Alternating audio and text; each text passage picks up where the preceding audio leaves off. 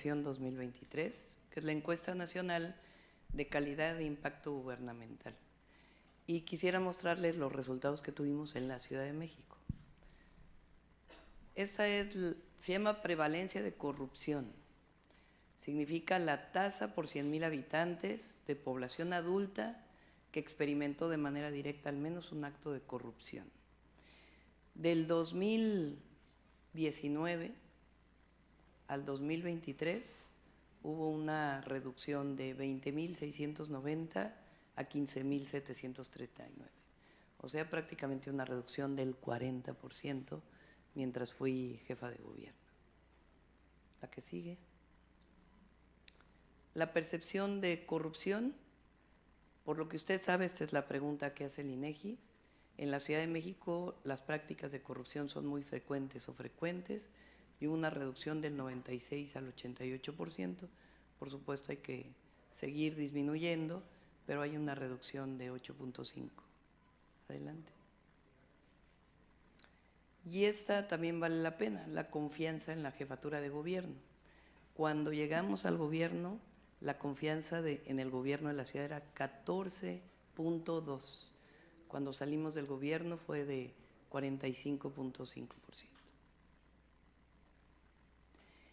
Y esto es lo que tiene que ver en la satisfacción de servicios, principalmente, bueno, de varios temas. Fíjense. Transporte público, cablebús, el teleférico, pues obviamente no existía antes. Hay una satisfacción del 95% en el usuario. Casetas de cuota, esa le corresponde al gobierno de México, pero hay una satisfacción del 95%. Metro o tren ligero. Lo digo porque tanto que han dicho del metro. Bueno, la satisfacción del usuario. Cuando llegamos era del 43%, cuando salimos era del 87%. Transporte público tipo autobús urbano, van, combi, microbús, que hicimos todo el programa de sustitución de microbuses. Cuando llegamos era del 24%, bueno, 2015 24%, 2017 20%, cuando salimos del 85%. Recolección de basura, cuando llegamos 65%, cuando salimos 76%. Agua potable, cuando llegamos 30% de satisfacción, cuando salimos 51%, y saben que hemos vivido en el centro del país, como en su momento en Nuevo León, pues un problema de sequía, de disminución del agua del Cutzamala, y aún así es mejor la satisfacción del ciudadano que cuando llegamos a la ciudad. Alumbrado público, cuando llegamos 30%, cuando salimos 51%. Por supuesto hay que seguir avanzando, le tocará a Clara Brugada todavía llevarlo a un nivel superior, pero drenaje y alcantarillado, cuando llegamos 36%, cuando salimos del gobierno 47%. Parques y jardines, que saben que invertimos muchísimo en espacios públicos. Cuando llegamos estaba sobre el 27% en 2017, un año antes de que llegáramos, lo dejamos en 46%. En el caso de carreteras y caminos sin cuota, pasó del 22 al 36%. Policía, en el 2015 era de 28%, bajó al 2017 al 16% y lo dejamos casi en 30%. Calles y avenidas, del 17% al 27%. Son algunos indicadores de nuestro gobierno. Evidentemente tomamos la ciudad en condiciones muy difíciles, pero la percepción de la ciudadanía es que dejamos una ciudad mucho mejor de cuando la recibí, y es pues justamente a lo que me comprometí cuando llegué al gobierno de la ciudad. Esto es lo que queríamos presentarles hoy. Vamos a estar el día de hoy en Pesquería, Juárez y Guadalupe. Tenemos 3 asambleas y vamos a seguir haciendo propuestas para Nuevo León que tienen que ver con agua, calidad del aire, principalmente, y movilidad, que son 3 temas importantes. Y por lo que ocurrió ayer en Pesquería, pues vale la pena también hablar de seguridad. Correcto. Iniciamos el norte, Perla Martínez. Adelante, Perla. Gracias. Bienvenida. Gracias. Buenos días, doctora. Pues preguntarle precisamente sobre estos hechos que ocurrieron ayer en el municipio de Pesquería, si usted lo ve como una coincidencia o algún mensaje, y también se ha insistido hacia pues, su campaña y en general lo que representa usted, y se ha insistido mucho, por otra parte, en la estrategia de seguridad del actual gobierno que no está funcionando, y si habría algunos cambios o ajustes que de ganar usted el 2 de junio se realizarían. Sí, bueno, pues obviamente es lamentable este hallazgo y no creemos que tenga absolutamente nada que ver con la campaña. Cuando hablo de seguridad hablamos de 3 temas, vamos a ponerlo así. El primero es que se ha simplificado o dolosamente se utiliza el abrazos no balazos para decir abrazos a los delincuentes. El presidente nunca dijo eso. Es abrazos a los jóvenes, a la sociedad, que tanto tiempo estuvo abandonada. A los delincuentes pues es 0 impunidad. De hecho es la primera sección de la mañanera de seguridad que se presenta cada 15 días, 0 impunidad. ¿Y nosotros qué vamos a hacer? Lo planteé en la primera semana de la campaña.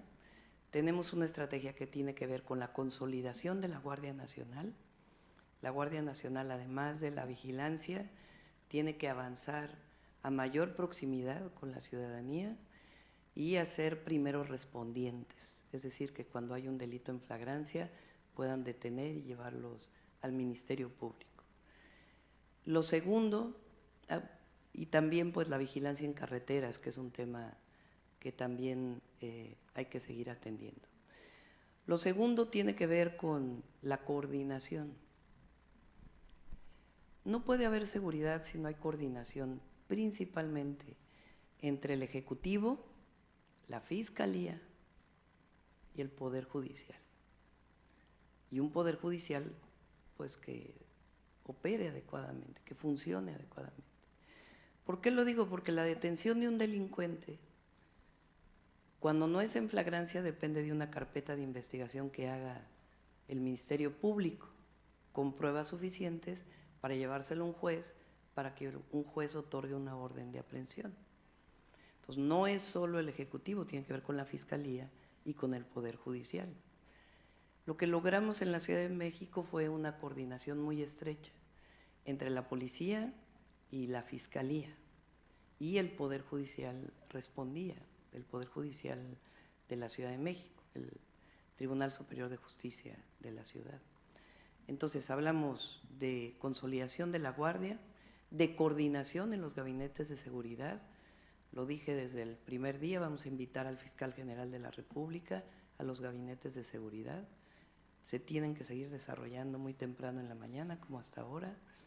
Y por otro lado, pues todo lo que tiene que ver con el Poder Judicial. Entonces son 2 brazos: atención a las causas, a los jóvenes, escuelas, cultura, deporte. Nosotros logramos sacar en la ciudad a 11,000 jóvenes de la delincuencia, con un programa que llamamos Jóvenes Unen al Barrio, que le voy a llamar Jóvenes Unen a México. No lo vamos a llevar a nivel federal. Y al mismo tiempo, escuelas, universidades. Los jóvenes tienen que estar en la escuela. Y por otro lado, la 0 impunidad, avanzar en la disminución de la impunidad. Continuamos con Orlando Maldonado, Multimedios Milenio Monterrey. Candidata, buenos días. 2 temas. Primero preguntarle en el tema del agua. Si mal no recuerdo, usted comentó en Tamaulipas la intención que tiene de salir ganadora el próximo 2 de junio, reformar la Ley Nacional de Aguas para que haya un nuevo reparto del vital líquido en la zona noreste del país. Preguntarle si ya tiene algún borrador, un esquema trazado de cómo sería este nuevo reparto para estas entidades federativas de la zona noreste, y también quiénes participarían en este trazado que usted contempla para este nuevo reparto.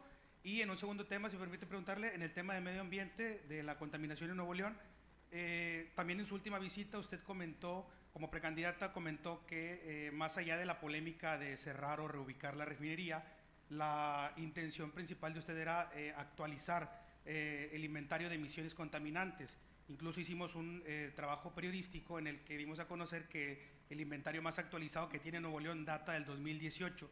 Preguntarle si esta va a ser su única propuesta en materia de medio ambiente para eliminar la contaminación en la entidad, y en el tema propiamente de la refinería, preguntarle qué opinión le merece que su contrincante Xochitl Gálvez haya planteado también en Nuevo León que se cierre ya de manera definitiva la refinería de Pemex en los primeros 6 meses de su administración. Sí. Sobre la primera, más que una distribución distinta en el noreste del país, lo que estoy planteando, y tiene que ser un acuerdo de consenso, nos tenemos que poner de acuerdo. La Ley Nacional de Agua se modificó con Salinas de Gortari. Parte del problema es que se pueden transmitir los derechos y las concesiones. Y si ustedes leen la ley, parece un asunto administrativo exclusivamente. Es decir, qué permisos le tienes que dar a quién le tienes que informar. El agua hoy es un recurso escaso en el centro y en el norte del país. Entonces tenemos que modificar la Ley Nacional de Aguas con esa visión. Entonces no es que ahora va a haber un nuevo reparto. Lo que pienso es que, por ejemplo, 77% del consumo de agua dulce en nuestro país es para agricultura. Cuando se tecnifica el riego, no necesariamente se disminuyen los derechos de agua, pero se está usando menos agua. Entonces le permites a quien es propietario de esa concesión o derechos que la pueda comercializar. Y eso es un problema, porque si vamos a tecnificar el riego, que es una de mis propuestas, pues tenemos que redistribuir el agua que ya no se usa para riego, para consumo humano, para la producción de alimentos y obviamente para el desarrollo del país. Entonces, la idea es sentarnos en una mesa con los grandes consumidores de agua y definir una nueva ruta para la Ley Nacional de Agua, que es indispensable. Lo segundo es, entonces, lo primero tiene que ver con uso eficiente del agua, y para que garanticemos el uso eficiente, además de apoyar con financiamiento, tenemos que reordenar los permisos y las concesiones en un esquema de consensos. Lo segundo tiene que ver con nuevos proyectos de dónde podemos traer más agua. Y ahí evidentemente pues tenemos que poner de acuerdo a todas las entidades federativas. Tamaulipas siempre dice que ellos, como vienen en la última parte del río, es a los que menos agua les toca. Está el proyecto Pánuco, pero el proyecto Pánuco involucra a Veracruz, a San Luis Potosí. Entonces no es nada más la definición del proyecto y hacer el proyecto ejecutivo y llevarlo a cabo, lo que cueste, sino cómo distribuimos el agua entre las entidades. Está también el reciclamiento del agua o el tratamiento de agua, que pueda sustituir parte del riego por agua tratada en buenos niveles, dependiendo, por supuesto, de qué es lo que se está sembrando. Entonces, todo eso lo estamos planteando en el Plan Nacional Hídrico y lo vamos a desarrollar para que en los primeros meses de gobierno podamos avanzar en la ley y en otros proyectos estratégicos. ¿La contaminación? No. Sí. No se trata nada más de hacer el inventario, sino de qué medidas tenemos que tomar para disminuir las emisiones. Hay distintos tipos de contaminantes. Un contaminante son las PM10, que son las partículas finas de menos de 10 micrómetros. Otro contaminante son las partículas más pequeñitas, las PM2.5. Las que más daño a la salud hacen son las PM2.5. Por otro lado está el ozono. El ozono se produce no directamente, sino a través de la composición química o de las reacciones químicas, principalmente del óxido de nitrógeno y los hidrocarburos. Entonces, son 3 contaminantes que tienen presencia en la zona metropolitana de Monterrey. Aparte puede ser el azufre, pero los límites de azufre de la refinería, de acuerdo con lo que presenta Pemex y los inventarios, están dentro de la norma. Entonces, ¿qué tenemos que hacer? Volver a medir, definir bien el inventario de emisiones y a partir de ahí, ¿qué tecnología utilizamos para reducir las emisiones? Porque esta idea de que contamina, ciérrenlo, pues vamos a cerrar todas las industrias. Entonces, no, hay mecanismos que permiten que se siga produciendo gasolina y se reduzca la contaminación, que ha hecho una inversión muy importante Pemex. Hay que medir, ver y a partir del inventario definir fuentes de contaminación y disminución. Aquí están las pedreras, por ejemplo, que es otra problemática distinta a la de las fábricas o la refinería. Esas pedreras tienen una contaminación muy alta de PM10. El polvo, PM10 es polvo. Entonces, por eso hay que hacer el inventario, definir normas y a partir de ahí una reducción de emisiones. Así lo han hecho en todas las ciudades del mundo. Gracias. Continuamos con Rosy Sandoval, Posta. Adelante, Rosy. Sí, buenos días. Mi pregunta va en relación a por qué se tiene que votar por usted, qué es lo que ofrece, cuál va a ser la diferencia en caso de llegar usted a la presidencia. ¿Diferencia con qué? En cuanto al gobierno actual. Primero, porque la transformación ha demostrado que a la economía mexicana le va mejor, que el modelo previo mostró sus limitaciones y ya se agotó. Entonces, la decisión del 2 de junio es regresar al pasado o caminar con la transformación. Esa es la decisión. Regresar al pasado, pues es regresar al pasado de corrupción, de privilegios, y caminar con la transformación significa consolidar lo que ya existe y avanzar.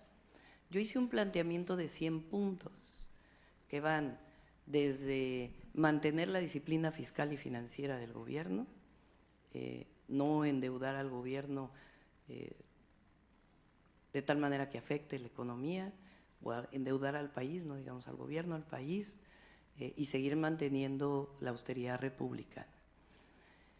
Y al mismo tiempo estoy haciendo planteamientos, por ejemplo, la educación como centro de mi gobierno. Aumento en el número de preparatorias, en las universidades públicas. Yo tuve oportunidad de estudiar, yo quiero que los jóvenes de mi país tengan la oportunidad de estudiar.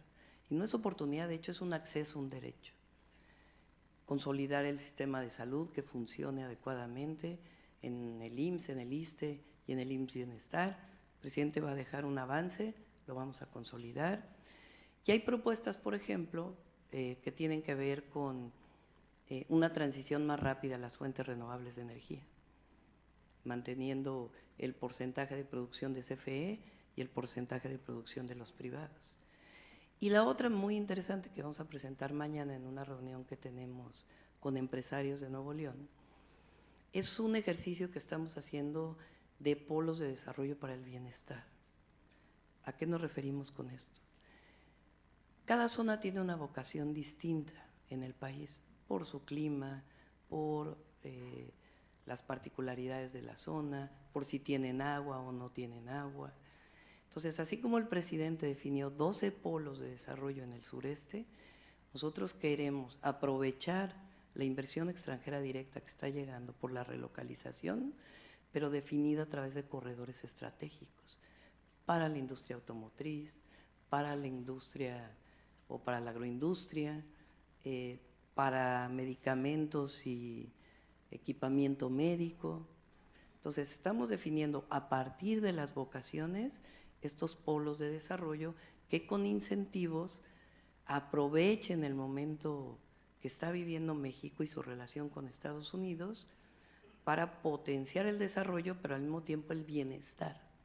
La idea es que lleguen las empresas, pero que también haya escuelas, que también haya hospitales, que también haya vivienda.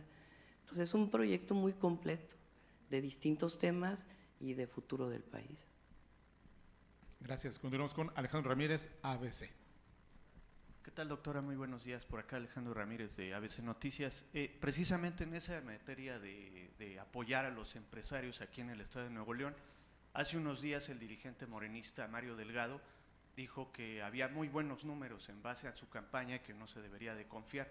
Pero ¿qué decirle a la gente en materia económica para que estén satisfechos y que vaya, como usted dice, al rumbo de la cuarta transformación? Gracias. Nuestro objetivo es bienestar, democracia, libertades. Pero el bienestar de la población no solo depende del empleo, depende de un buen salario y de lo que yo llamo los derechos, porque son derechos que debe de proveerlos el Estado. La educación pública, está muy bien que haya educación particular, pero nosotros tenemos que garantizar la educación pública de calidad, humanista, científica, desde el preescolar, es más, desde la educación inicial hasta el posgrado. Entonces, que llegue más inversiones, que haya un vínculo mucho mayor con la industria nacional, que lo hemos platicado mucho con empresarios de Nuevo León, desde los grandes hasta los medianos empresarios, cómo generamos estas cadenas productivas aprovechando el llamado nearshoring. Pero al mismo tiempo que no solo sea el empleo, es buenos salarios, escuela, salud e infraestructura. Entonces México requiere todavía infraestructura importante. Tenemos un proyecto que se llama, dentro de estos 100 puntos, República Conectada, porque vamos a hacer más carreteras, vamos a invertir en los puertos, vamos a invertir en el ferrocarril de pasajeros, queremos que haya más mercancía a través del ferrocarril de carga, que se vinculen los puertos con el paso a Estados Unidos. Entonces es un proyecto, digamos que le va bien a todos y a todas. No es pensado exclusivamente para reducir la pobreza y las desigualdades, sino como ahora.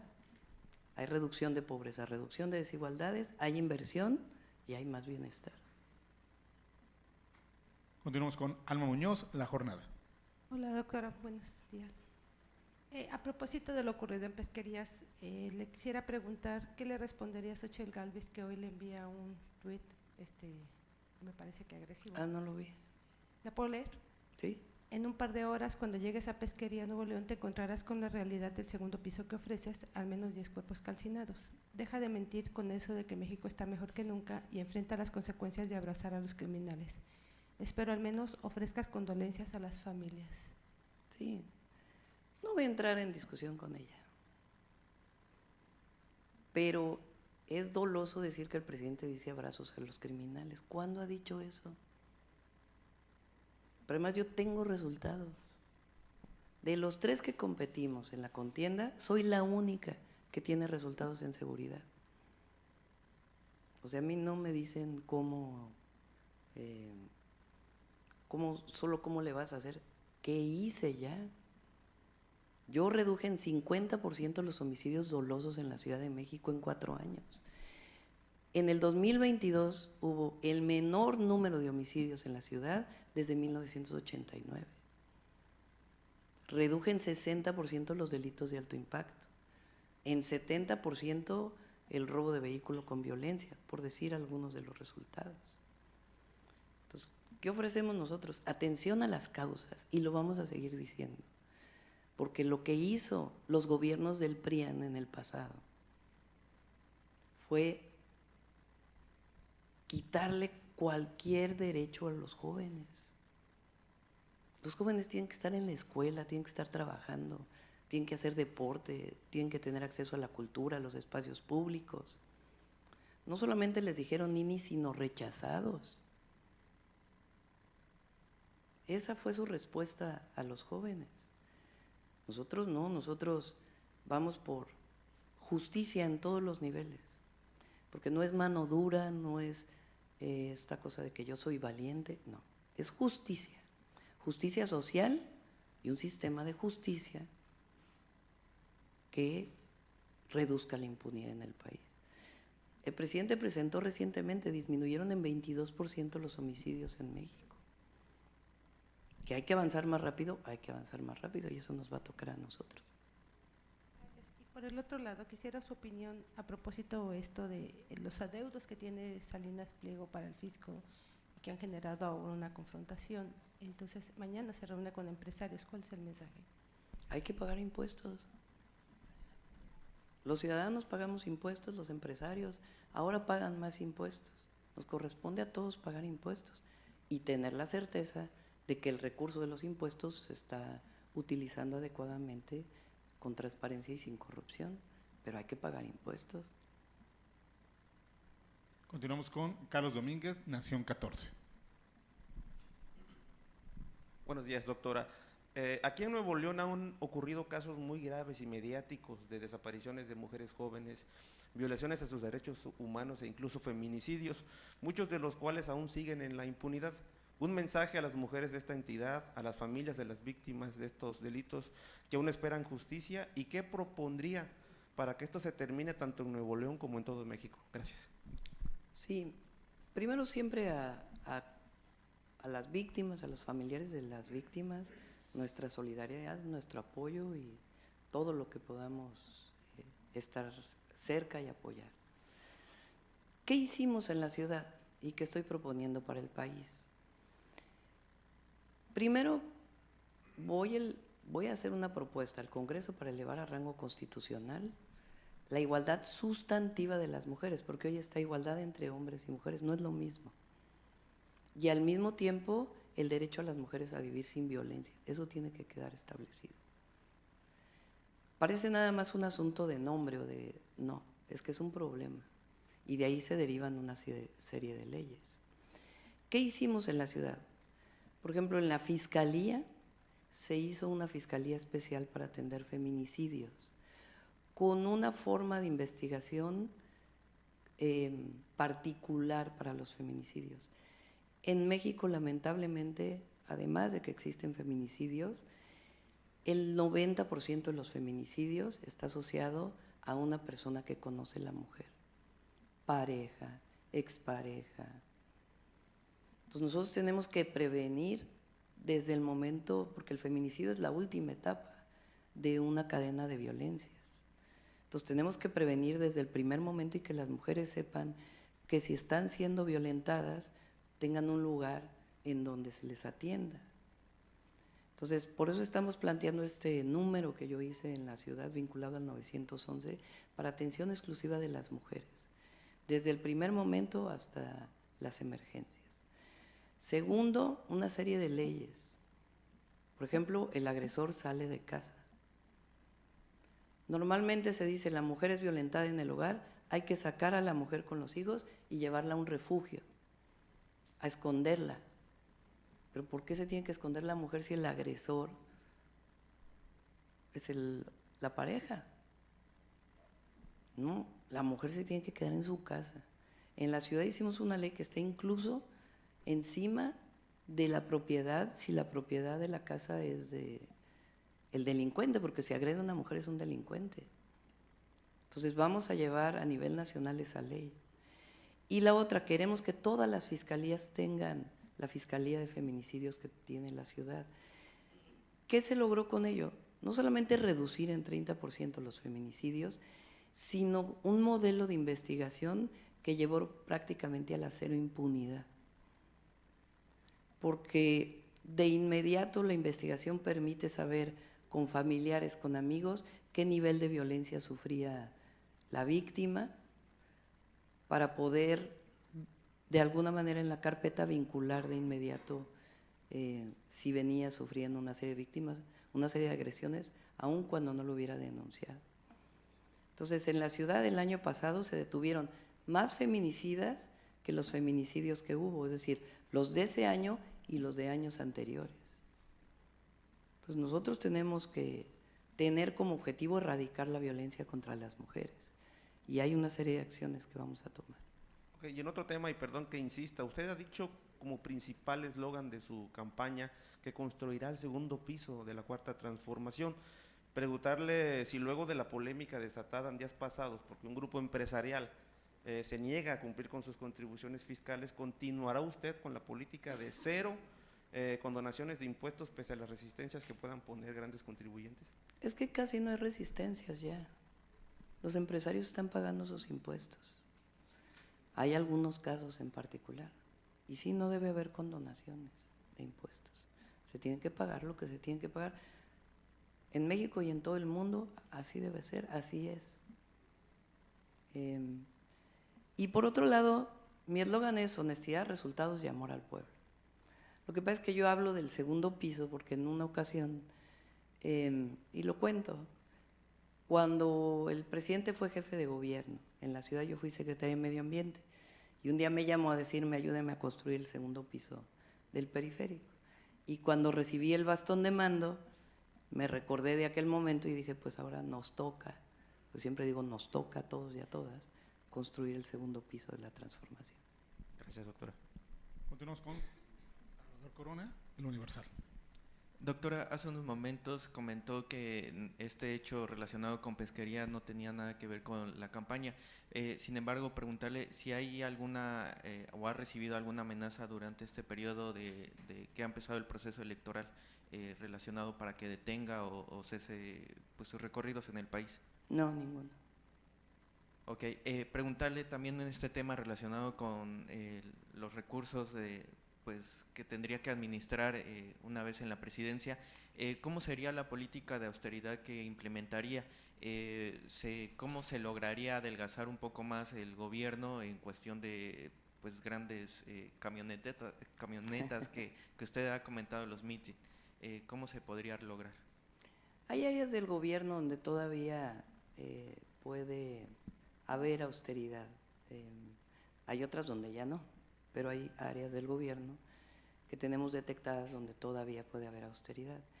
Y la otra muy importante, porque austeridad republicana es disminución de los gastos del gobierno y también el combate a la corrupción. El presidente ha hecho mucho, pero todavía hay que hacer más.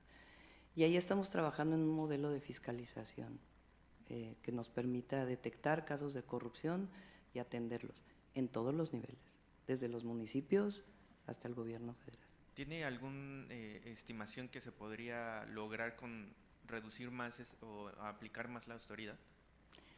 Nosotros tenemos planteado, son varios temas, ¿no? Tenemos planteado una política muy, ¿cómo lo podemos decir? De mucho avance en la digitalización de trámites. Se va a hacer una política fuerte para entrar al proceso de digitalización.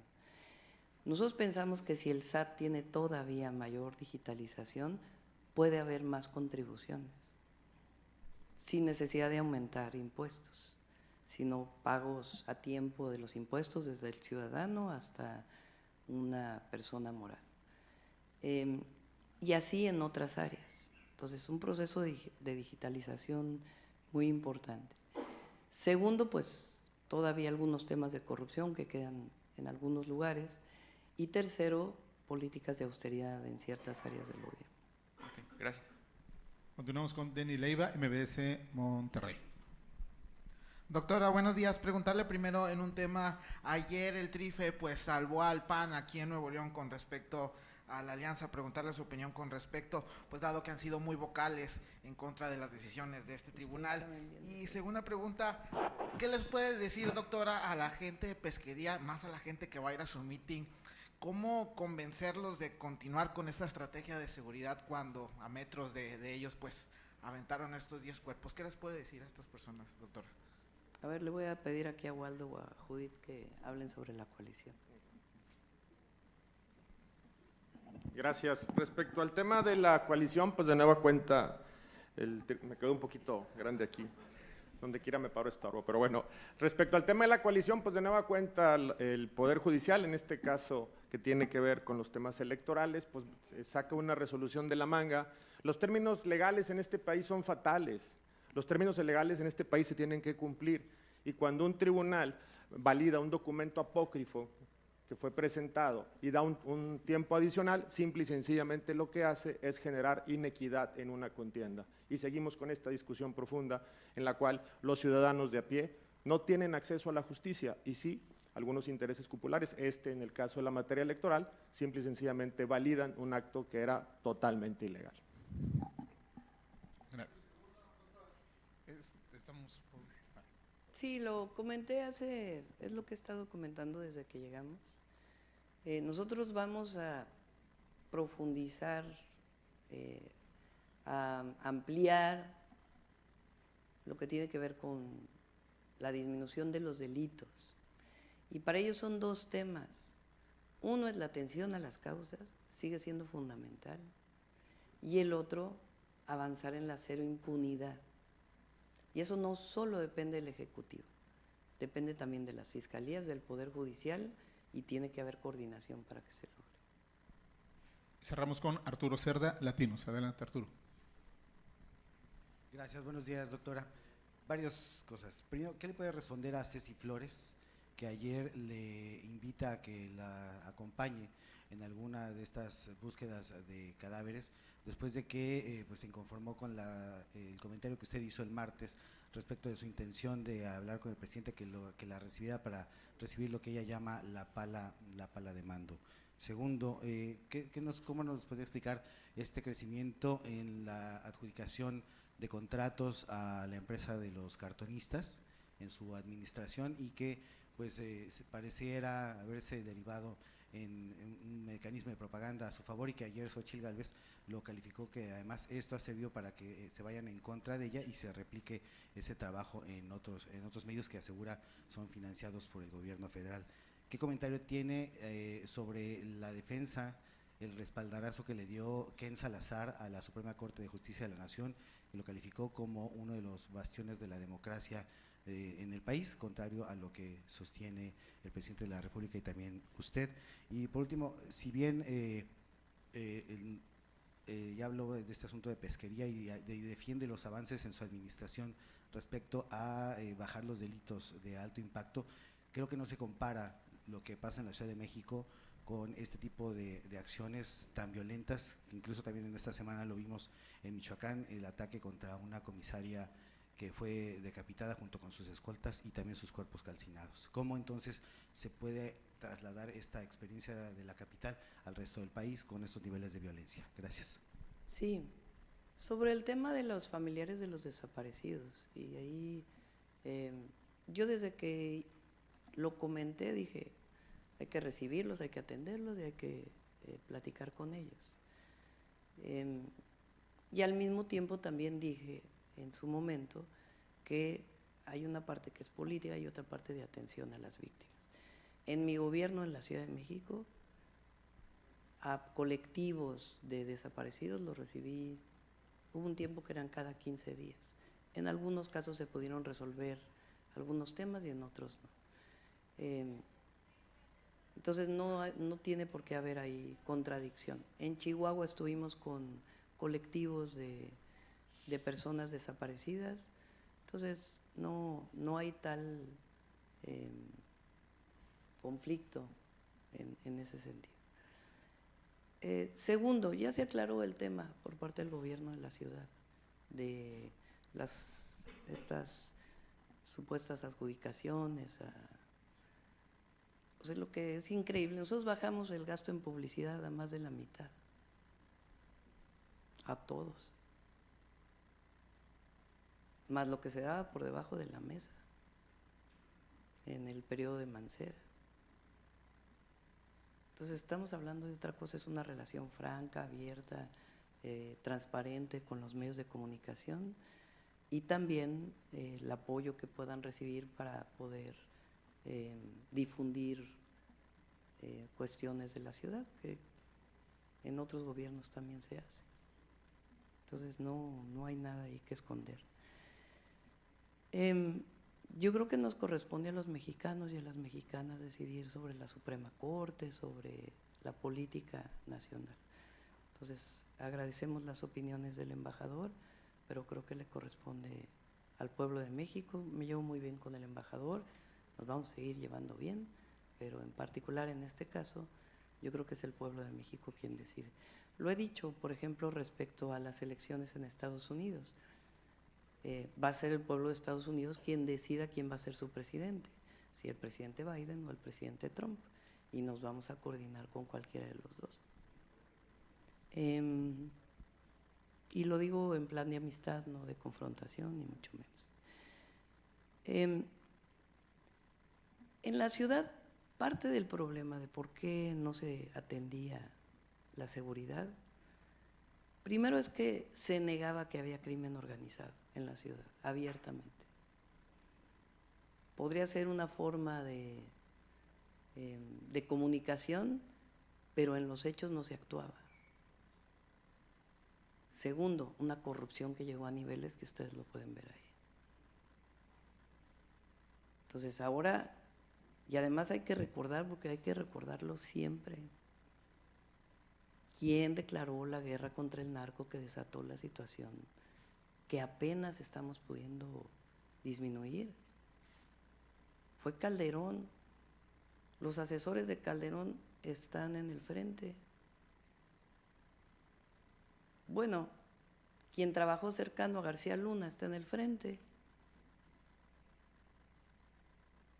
Entonces, ¿con qué autoridad se puede hablar cuando finalmente ellos a lo que están defendiendo, pues es la declaración de guerra? La política es distinta. Nosotros no declaramos guerras, nosotros construimos paz. Y para construir la paz son las dos áreas: la atención a la población, particularmente a las y los jóvenes, y en segundo lugar, disminuir la impunidad. Así lo hicimos en la ciudad y funcionó. Y no hay que olvidar también que recientemente, vean los resultados, 80% menos de secuestros en el país. Entonces, que hay que seguir avanzando, hay que seguir avanzando. Nadie dice que ya estamos en el mejor momento, no. Pero hay avances muy importantes en seguridad, nacionales y los que tuve en la ciudad. El problema es cuando no se reconoce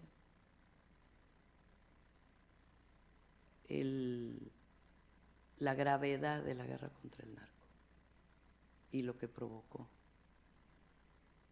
Y no se reconoce que se puso al frente de esa guerra a un narcotraficante, vamos a decirlo así. Es que eso sí es una tragedia que vivió México, con un presidente que ni siquiera ganó la elección. Entonces, ¿qué estamos planteando ahora? Hay avances, tenemos que avanzar y disminuir, yo lo que me estoy comprometiendo a disminuir con mayor velocidad los índices delictivos en México. Muchas gracias, damos por realizada este encuentro con medios. Muchas gracias, nos vemos ahorita en los mítines. Gracias, muy buenos días. Buen día.